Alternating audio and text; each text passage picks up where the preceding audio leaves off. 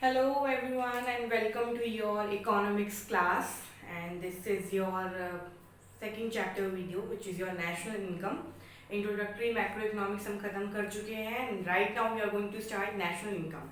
So national income होती क्या है actually? What is a national income? National is denotes from nation.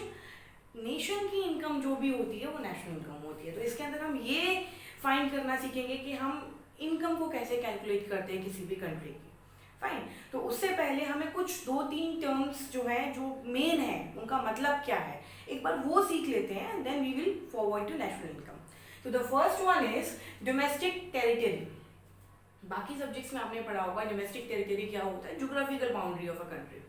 किसी भी कंट्री की ज्योग्राफिकल बाउंड्री जो भी डोमेस्टिक टेरिटरी के अंदर वो होता है आपका domestic territory. But in economics domestic territory थोड़ा सा डिफरेंट है.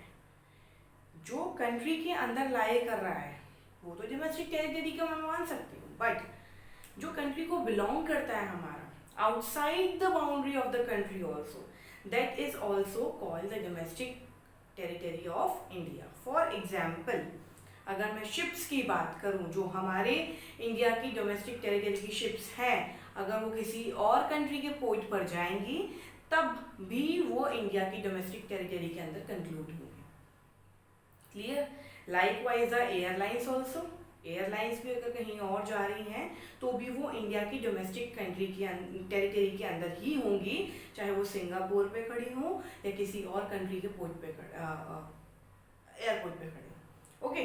ना जो भी हमारा फिशिंग वेसल्स होते हैं किसी भी सी में हो, अगर वो बिलोंग करते हैं इंडिया को तो वो इंडिया की डोमेस्टिक टेरिटरी के अंदर होते हैं. जितना भी पॉलिटिकल फ्रंटायर्स है आपका, पॉलिटिकल तरीके से जो आपका इंडिया का है वो कहीं पर भी हो वो इंडिया का रहेगा. एंड द एम्बेसीज, जो इंडियन एम्बेसीज होती हैं हर कंट्री के अंदर, that is also lies in domestic territory of India.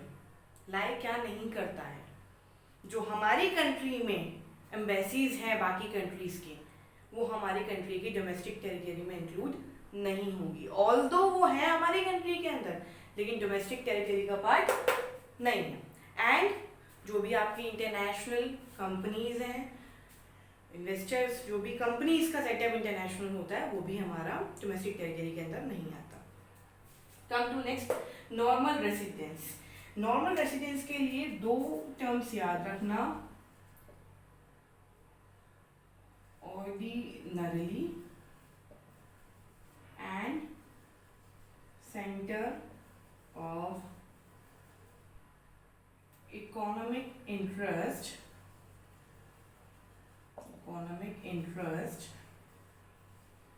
lies in the country. ठीक है. नॉर्मल रेसिडेंस उनको कहा जाता है जो ऑर्डिनरी रहते यही हैं. ऐसा नहीं है कि जिनके पास इंडिया की सिटीजनशिप है वही है नॉर्मल रेसिडेंस. नहीं, ऑर्डिनरी का मतलब है मोर देन 1 ईयर, जो 1 साल से ज़्यादा यहाँ पर रह रहे हैं और उनका centre of economic interest lies in the country. उनका सेंटर जो भी है इकोनॉमिक इंटरेस्ट का वो इसी कंट्री के लिए है, यानी कि अर्न भी यहीं करेंगे, स्पेंड भी यहीं करेंगे. अर्निंग भी यहीं पर है एंड स्पेंडिंग भी यहीं पर है. फॉर एग्जाम्पल, अगर मैं बोलूँ कोई बाहर का बच्चा हमारे कंट्री में आके पढ़ रहा है, यूएस का है, इंडिया में आके एजुकेशन ले रहा है, तो वो नॉर्मल रेसिडेंस में आएगा? नहीं आएगा. क्यों? क्योंकि वो पढ़ने आया है, उसका इकोनॉमिक इंटरेस्ट यहाँ लाई नहीं कर रहा है. क्लियर.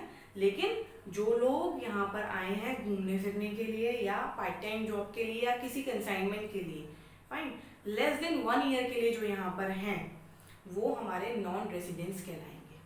क्लियर. नॉन रेसिडेंट्स हमारे डोमेस्टिक इनकम का पार्ट होते हैं. डोमेस्टिक इनकम का पार्ट नॉर्मल रेसिडेंट्स भी होंगे एंड नॉन रेसिडेंट्स भी होंगे, लेकिन नेशनल इनकम का पार्ट सिर्फ और सिर्फ नॉर्मल रेसिडेंट्स होंगे, नॉन रेसिडेंट्स नहीं होंगे. फॉर एग्जाम्पल, अगर कोई एक पर्सन ऑस्ट्रेलिया में जाके वर्क कर रहा है, अगर उसे काम करते हुए 1 साल से ज़्यादा हो गया है, वहीं पर अर्न कर रहा है, वहीं पर स्पेंड कर रहा है, तो वो वहाँ का नॉर्मल रेसिडेंस कहलाएगा. उसका इनकम का पार्ट वहाँ की नेशनल इनकम में इंक्लूड होगा, हमारी नेशनल इनकम में नहीं होगा. बट अगर वो 1 साल से कम वहाँ रहा है तो वो वहाँ का नॉन रेसिडेंस है, उसका इनकम नेशनल इनकम में इंक्लूड नहीं होगा। Now third one is your factor income. जितने भी फैक्टर सर्विसेज प्रोवाइड होती हैं उसके बदले में जो भी इनकम दी जाती है that is your factor income, यानी कि उसके रिटर्न में आप फैक्टर सर्विसेज दे रहे हो, देन आपको फैक्टर इनकम मिल रही है, यानी कि wages, rent, interest, profit. Transfer income ये वो इनकम होती है, स्कॉलरशिप, पेंशंस, इनके बदले में आप कोई भी फैक्टर सर्विसेज प्रोवाइड नहीं करते हो। फाइनल गुड्स, फाइनल गुड्स मतलब वो गुड्स जो रेडी टू कंज्यूम होते हैं, ठीक है, दोज गुड्स वो रेडी टू कंज्यूम और called final goods. Intermediate goods वो गुड्स होते हैं जिनके थ्रू फाइनल गुड्स प्रोड्यूस होंगे। Clear? So these are the terms, right down this, then we will start from national income. Yes, now come to national income. National income actual में होती क्या है? हमने सर्कुलर मॉडल्स पढ़े थे बहुत सारे, हमने लास्ट वीडियो में देखे 2 circular flow model, 3 circular flow model. उसके थ्रू हम लोगों ने देखा था कि मनी का फ्लो कैसे होता है। हाउस होल्ड से प्रोड्यूसर के पास क्या जाता है, प्रोड्यूसर से हाउस होल्ड के पास क्या जाता है, एंड गवर्नमेंट का भी जब इन्वॉल्वमेंट देखा, रेस्ट ऑफ वर्ल्ड का हमने डिस्कस किया था। ठीक है, तो एक बार डेफिनेशन देखते हैं, वो डेफिनेशन है क्या नेशनल इनकम की। डेफिनेशंस कई सारी हो सकती है, एक बार पहले इस वाले को देखते हैं। The national income is the sum of total factor income earned by a normal residence, to sum of total factor income earned by normal residents of a country during the period of 1 year. ठीक है, अब जरा एक एक करके समझना शुरू करते हैं। Sum of total factor income, factor incomes क्या क्या है हमारी, वेजेस, रेंट, इंटरेस्ट, प्रॉफिट। ये सारी जो फैक्टर इनकम है इनका सम, किसके through sum, normal residence, non residence नहीं होते हैं इनके अंदर इंक्लूड, नॉर्मल रेसिडेंस के through during the period of 1 year. एक साल के अंदर, अगर हम एक साल के अंदर नेशनल इनकम काउंट करते हैं जो हमारा फाइनेंशियल ईयर होता है, ठीक है, उसके अंदर जितनी भी फैक्टर इनकम्स हैं उनका sum by normal residence of a country. अगर हम इसको शो करें तो national income, Y is for income, is equal to sigma of your factor income. This is called sigma और ये डिनोट होता है सम के लिए, मैथ्स में पढ़ा है हम लोगों ने। नाउ नेक्स्ट, अब फैक्टर इनकम मिल गई, क्लियर, ये हो गया हमारा हाउस होल्ड की साइड से। प्रोड्यूसर्स की इनकम क्या होती है, प्रोड्यूसर्स जो होते हैं उनकी इनकम क्या होती है, जो प्रोडक्शन करते हैं गुड्स एंड सर्विसेज का। सो अगर मैं नेशनल इनकम उनकी साइड से देखूं तो sigma of market value of produced goods and services during a year. This is your sigma of market value of produced goods and services during a year. अब कई लोग होते हैं जो गुड्स होते हैं उन्हें कंजम्पशन एक्सपेंडिचर के लिए लेते हैं। कई लोग होते हैं जो गुड्स को परचेज करते हैं लेकिन कंज्यूम नहीं करते, उसको फर्दर प्रोडक्शन के लिए परचेज करते हैं। 2 तरह के प्रोडक्शन हो गए। एक कंजम्पशन हमने वो किया है जिसमें हम लोगों ने अपने लिए कंज्यूम किया है, ठीक है, गुड्स को परचेज किया है अपने लिए। दूसरा क्या है कि मैं उससे फर्दर और प्रोडक्शन करना चाहती हूँ। तो अगर उस हिसाब से मैं नेशनल इनकम देखूँ, consumption plus investment, consumption expenditure, और जो मैंने गुड्स एंड सर्विसेज अपने लिए परचेज नहीं करी है, फर्दर प्रोडक्शन के लिए करी है, यानी कि मैं इन्वेस्टमेंट कर रही हूँ एक तरह का, इन्वेस्टमेंट एक्सपेंडिचर। तो दीज आर द 3 टर्म्स कि मैं बोलूँगी नेशनल इनकम क्या होती है। These are the terms of national income. Okay, pause the video, right down this. Yes, now we are going to start another topic, some related aggregates of national income. क्या क्या related aggregates होते हैं एक बार वो लिख लेते हैं, उसके बाद बहुत ध्यान से समझना है कन्वर्ट कैसे करते हैं। रिलेटेड एग्रीगेट्स आपके होते हैं जीडीपी, जीएनपी, एनडीपी, एनएनपी, ठीक है। ये 4 रिलेटेड एग्रीगेट्स मार्केट प्राइस पे भी होते हैं, फैक्टर कॉस्ट पे भी होते हैं। Market price, factor cost, market price, factor cost, market price and factor cost. अगर मैं नेशनल इनकम की बात करूं तो नेशनल इनकम होता है आपका NNPFC, net national product at factor cost is your national income. GDP से शुरू करते हैं, बेस हमारा जीडीपी लेते हैं हम हमेशा, जीडीपी के थ्रू हम सब कुछ निकाल सकते हैं। What is GDP? GDP is the market value of final goods and services produced in a domestic territory in a year. एक डोमेस्टिक टेरिटरी के अंदर जितने भी final goods and services produce हुए हैं उसकी वैल्यू को हम जीडीपी कहते हैं एक साल के अंदर। ठीक है, जीडीपी हम क्वार्टरली भी कैलकुलेट कर सकते हैं अगर ज़रूरत पड़े तो, हम हाफ ईयरली भी कैलकुलेट करते हैं, लेकिन अगर मैं बोलूँ जीडीपी एक्चुअल तो एक साल के अंदर जितने भी final goods and services produce हुए हैं एक डोमेस्टिक टेरिटरी के अंदर, ठीक है, it's called GDP. Clear? Now अब बहुत ज़्यादा ध्यान से सीखेंगे कि कन्वर्ट कैसे करते हैं, बहुत ज़्यादा ध्यान से। आपके पास 3 प्लेसेस होते हैं, अगर मैं देखूं जीडीपी मार्केट प्राइस, जी की जगह एन भी हो सकता है, बी की जगह भी एन हो सकता है, प्रोडक्ट जो होता है वो आपका सेम रहता है, यानी कि जो चेंज आते हैं वो इन 2 प्लेस में चेंज आते हैं।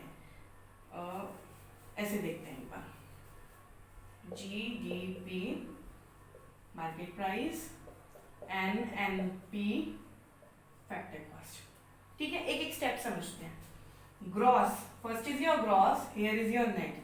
कभी भी आपको ग्रॉस से नेट के पास जाना है, जो आपका पहला प्लेस चेंज होता है, ग्रॉस से नेट के पास। ग्रॉस क्या होता है और नेट क्या होता है? सपोज मैंने एक वॉशिंग मशीन परचेज करी, washing machine, and the cost of washing machine when I purchased it is 20,000. Now अगर मैं अब उसे सोल्व करना चाहूँ, it cost rupees 15,000 after a year. पहले उसका प्राइस था 20,000, अब उसका प्राइस है 15,000, यानी कि प्राइस कम हो गया 5,000 से। ये जो 5,000 कम हुआ है that is your depreciation। ठीक है, अब ग्रॉस और नेट क्या है? ये है नेट वैल्यू और this is your gross value. इस चीज से हमें एक चीज समझ आई कि ग्रॉस में से अगर आप डेप्रिसिएशन कम कर दो तो नेट आ जाता है, यानी कि कभी भी आपको ग्रॉस से नेट के पास जाना है, you will subtract depreciation. Is that clear? Next, domestic national. Domestic से नेशनल में जाना है, एक चीज हम ऐड कर देते हैं जो डोमेस्टिक से नेशनल में जाते हैं। जितनी भी फैक्टर इनकम हमने दी है, फैक्टर इनकम हमने अब्रॉड को दी है, उसे हटाते हैं और जितनी फैक्टर इनकम हमें मिली है उसे ऐड करते हैं। तो यानी कि हम डोमेस्टिक से जब भी नेशनल के पास जाएंगे तो हम ऐड करेंगे net factor income from abroad. What is net factor income from abroad? यहाँ देख लेते हैं एक बार। Net factor income from abroad is factor income received from abroad minus factor income paid to abroad। Suppose मेरे को NFIA निकालना है, मुझे फैक्टर इनकम पेड और रिसीव्ड दोनों गिवन है। अगर मैं बोलूँ रिसीव्ड की बात, तो मुझे रिसीव हुई है वहां से 20,000, मेरे जो लोग वहां काम कर रहे हैं उनको 20,000 मिली है, या मुझे वहां से रिसीव हुई है जो भी मैंने उन्हें फैक्टर सर्विसेज प्रोवाइड करी है, हमारी जो 4 फैक्टर सर्विसेज होती हैं, और मैंने जो पेमेंट कर दी है वो कर दी है मैंने 15,000 की। तो मेरी net factor income from abroad कितनी हुई? 5,000 rupees. That clear? Is that clear? So net factor income from abroad is factor income received from abroad minus paid to abroad. Now next, market price से factor cost तक कैसे जाएंगे, इस चीज को इस तरीके से समझते हैं।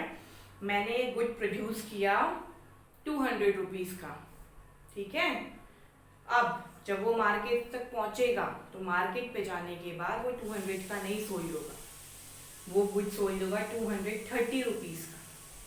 क्लियर? अब वो जो 230 है वो क्या है, टैक्स। क्लियर।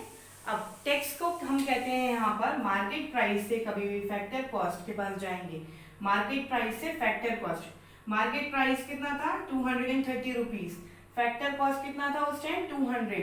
यहाँ पर आने के लिए 30 रुपीज इंक्रीज हुए हैं, यानी कि मैं अगर वापस जाऊंगी तो मैं माइनस कर दूंगी नेट इनडायरेक्ट टैक्स। अब ये नेट इनडायरेक्ट टैक्स कैसे निकालेंगे, मेरे को तो इनडायरेक्ट टैक्स समझ आया 30 रुपीज, इनडायरेक्ट टैक्स ही है ना 30 रुपीज जो हम पे करते हैं गुड्स एंड सर्विसेज पर।